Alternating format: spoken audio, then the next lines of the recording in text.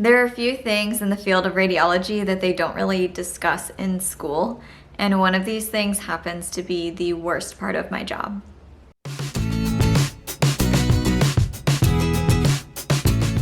I also wanted to take this opportunity to discuss where this channel is going and to set some expectations so that you are not subscribing thinking you're going to get one thing and then it doesn't happen.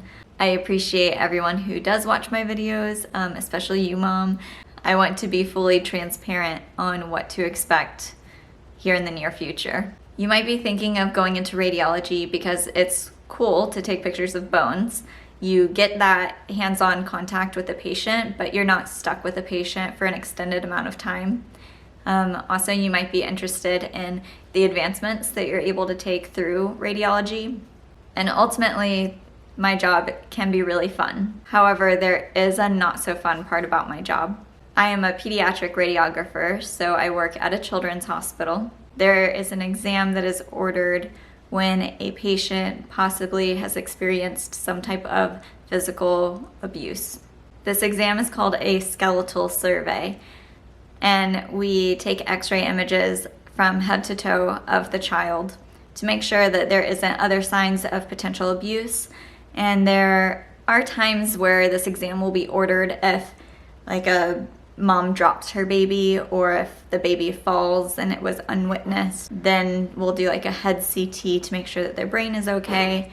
And then we can also do this series to just have a general overview of the well-being of the child. That way we can make sure that nothing else is broken when they fell. Unfortunately, we do see a lot of kids coming in for reports of abuse, and it is devastating to think of a parent or family member or friend who could potentially harm a child. But there is an exam that's even worse than that we do occasionally. This exam is called a Postmortem skeletal survey, which means that we do the exam on the child after they have passed away. I have done 2 of these exams in the past 5 years, and they have each stuck with me every single day since then. The first exam was a little girl, and she was in accidental drowning. That one was a little easier to cope with because we knew the reason for her death.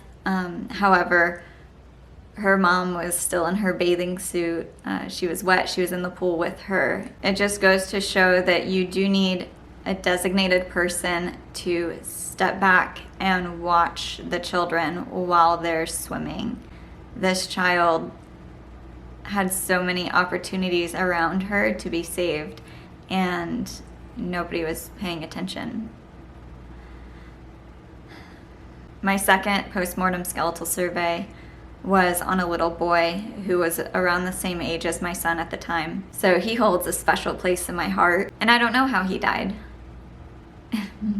And I never will know how he died. What I do know is that the police said that they had to take his body outside of the home because there was no clear space on the floor of the home to perform CPR whenever they arrived. So after he got to the hospital, they tried performing life-saving measures and they were unsuccessful, which resulted in me doing a postmortem skeletal survey. One thing about these exams, even though they are extremely difficult to handle emotionally and physically, I mean, once the patient passes away, their body doesn't move the same way that an alive body would move. So you really have to get creative. You as a radiographer have the chance to be that child's last voice. You can show evidence of long-term abuse. You are able to tell the story of this child when they are unable to. And although it's difficult, I do take pride and honor in doing that for the patient. This is not a common exam to do with adults if you are working in an adult facility.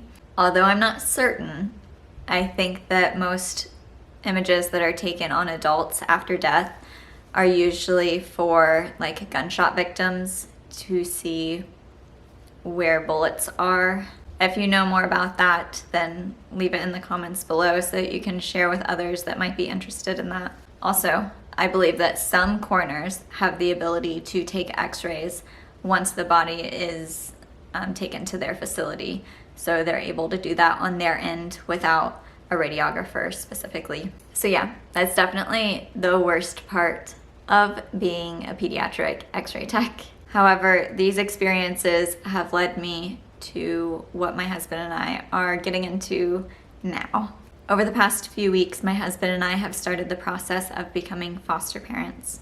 We plan to be licensed by the end of April, kind of beginning of May. With that being said, over the past few weeks, my focus has really been on preparing my home for the safety aspects of bringing a foster child into my care, and also my mind to really get a deeper understanding of what to expect and how to care for a child who's been through trauma. Because of that, I haven't been focused on creating educational content on this channel for those of you who are in the radiology program and anticipating to take your ARRT registry here shortly. And I apologize for that. But in this phase of my life, I might not be able to provide that for you. So things might look a little different here in the future. I might share a bit about what I'm going through with the foster care journey and preparing for my home visits and all of that stuff, but I'll still also share my experiences in radiology, and if you guys have specific questions, I'm always willing to answer those. Thank you for stopping by and hanging out with me today. If you have any question, please leave them in the comments below, and if you have any tips for me going into foster care, then also please leave those in the comments because I would love them. As always, have an awesome day, stay safe, and I will see you guys in the next one. Bye.